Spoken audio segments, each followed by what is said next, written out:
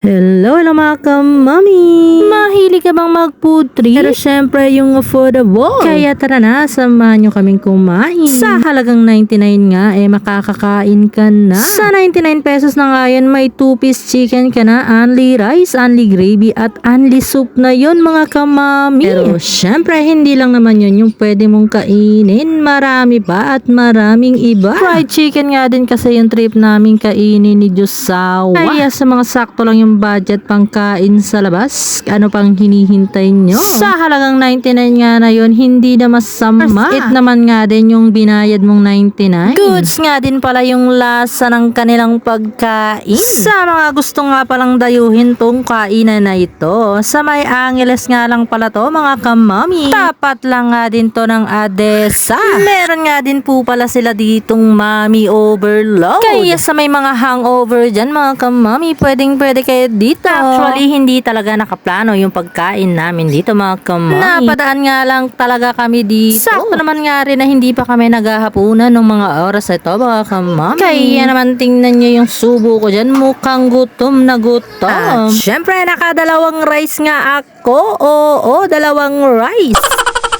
Na dapat nga hindi ako magra-rice. Pero inisip ko na lang talaga, ito na ang aking cheat day. Cheat day ka, John. At dahil cheat day nga ayan, nasira na naman ang aking diet. Na araw-araw nga ay sira.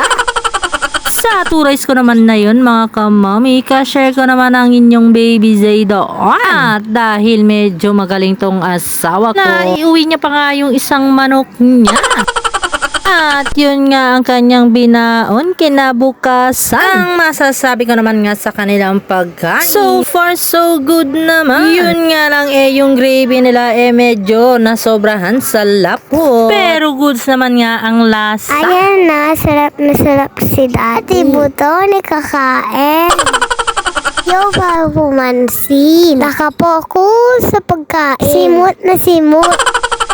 Plato nga kakainin. Charot! Nga, si Mami kukuha ng tubig. Libre din, syempre, ang kanilang tubig. Ito nga palang anak ko, nag-request na siya ang mag-voiceover. At mukhang may future, mga kamami. At pagpasensya nyo na nga pala ang aking tiyan, hindi po ako buntis. Mukhang buntis nga lang. At mabubuntis pa lang. Char.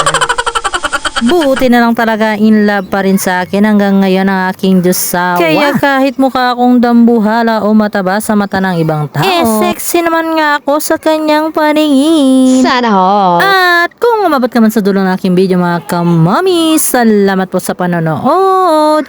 Huwag po sana kayong magsawang sumuporta. Yun lamang po for today's video. Bye-bye. Paki-share na nga rin po itong video ko. Bye-bye ulit.